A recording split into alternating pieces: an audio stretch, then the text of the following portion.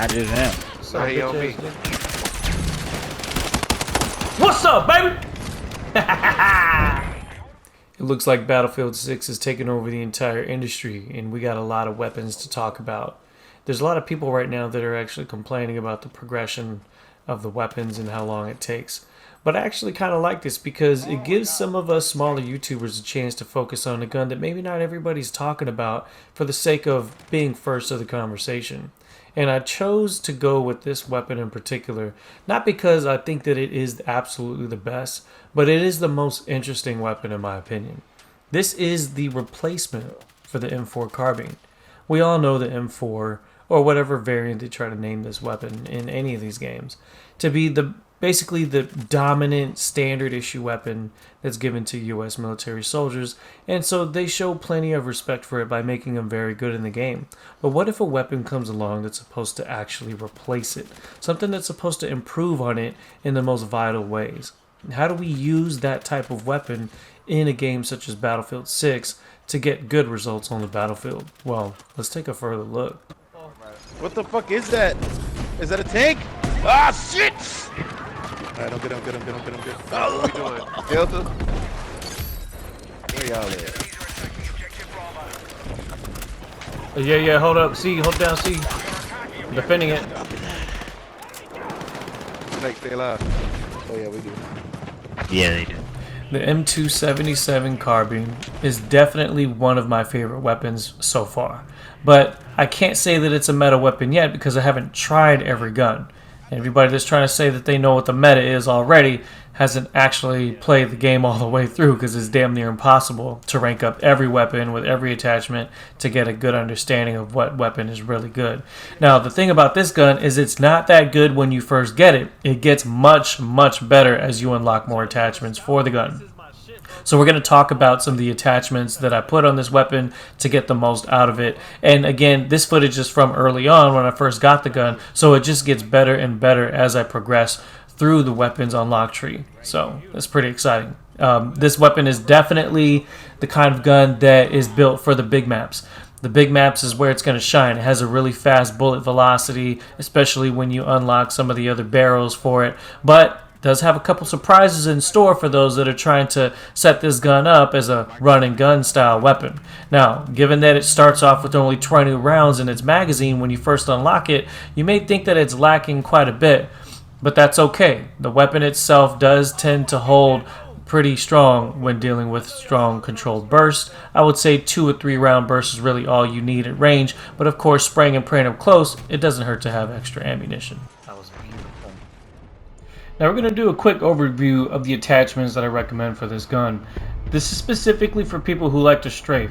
Now, obviously strafing does have its limitations to how far away you're going to be accurate while you're moving left and right. But strafing is still something that's very important to keep yourself alive, because if you could dodge any of their bullets while you're putting bullets down range and hitting the target, that gives you such a huge advantage. So let's take a look. So we got 2 different variations, one of them for big maps, another one for more CQC style maps. So let's take a look here.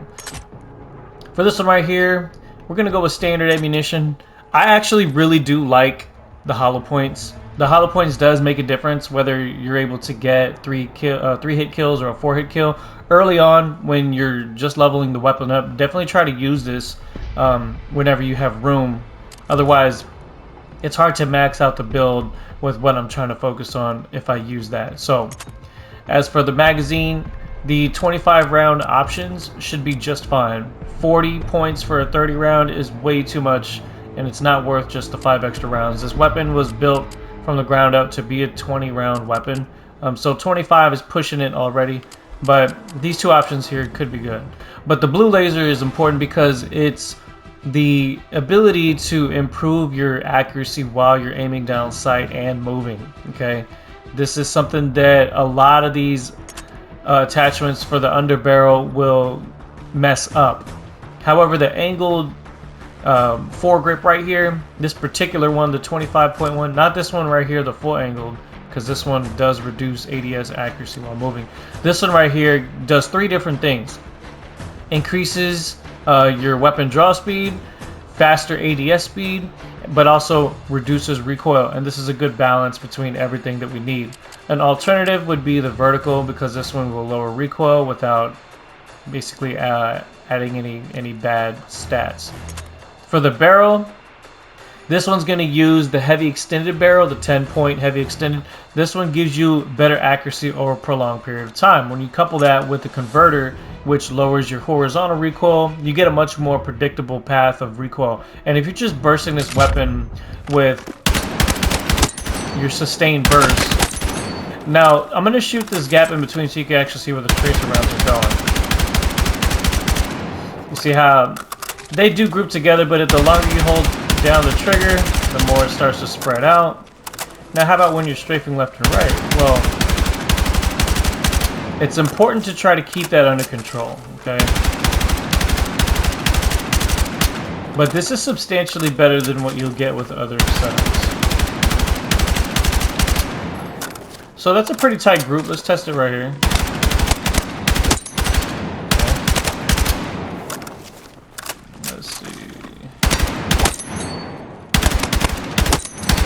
There we go.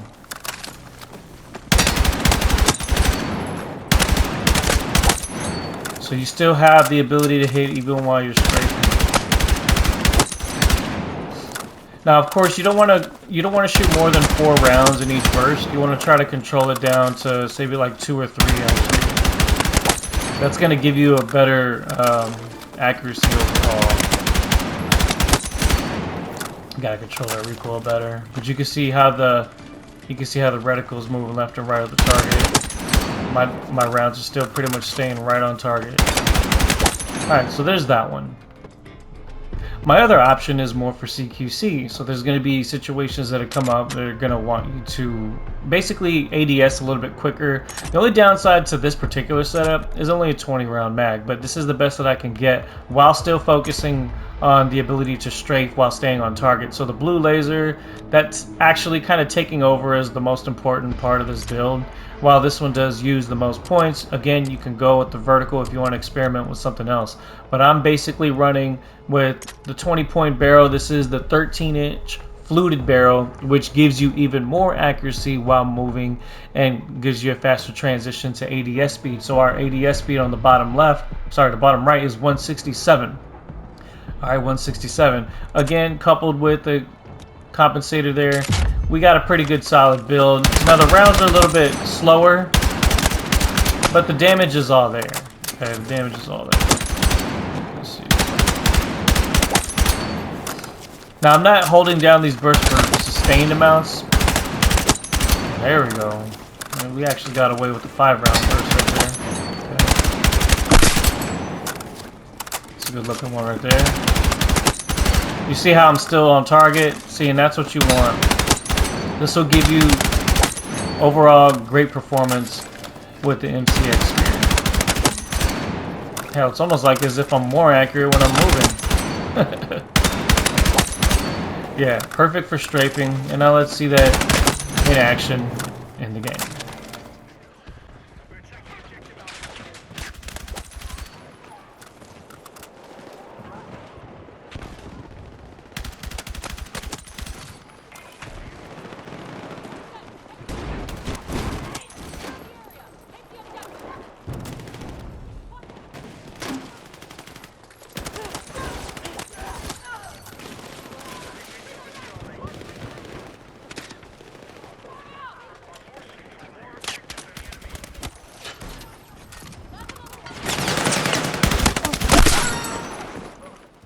As I progressed through the weapon tree, I started experimenting with many different attachments to try to find the right balance for certain situations. Sometimes you need to have a larger magazine, especially in close quarters combat.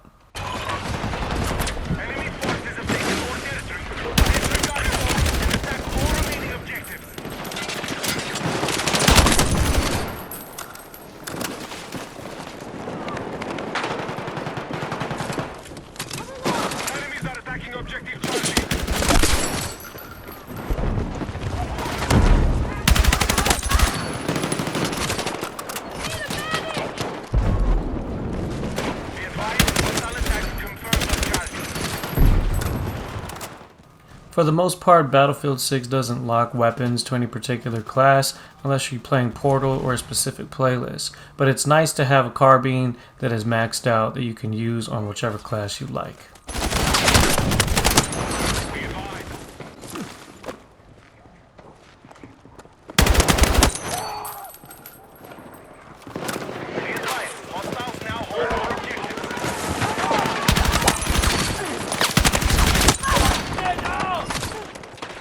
I'm very impressed with this build. I continue to try to improve on it as I get to rank 50 with this weapon to complete its mastery. The blue laser helps me out both up close and at further ranges, and being able to adapt to both situations is honestly one of the best things you could do with any of the weapons in this game, because it could go from far distance engagements to up close and personal engagements in the blink of an eye. That's going to do it for today's episode. Hope you guys like it. Like and subscribe, and I'll see you in the next one. Been on the battlefield for a long, long time. I can see life closing in. Y'all niggas don't see it? On this old body of mine. Yeah, homie, I'm the kingpin, corn future. Making a killing in these buildings in the millions. Got them feeling like Booster. Shit hot as Fallujah. Kids grown now, they cock Rugers. Welcome back to the sewers with new winch maneuver. No kids playing, no safe and sound havens. It's trade pound cases on the playground pavement. No more dudes with 22s in their sneaker soles. Kids throw shit that leave your body with heap of holes. I'm that neighborhood blizzard flooding these streets with snow. Heavy iron on them ready, my shit'll crease your clothes. Keep a flock of the sweetest souls, yeah, I sleep with those. Little slum young Keisha Coles with cheaper clothes. Undercovers all around the gutter, they creeping low. I stays ahead, kid, I toss bread like pieces dough. I keep a chef around my torso with the beast below. That bulldog short nose, give me a piece with those, you know? Been on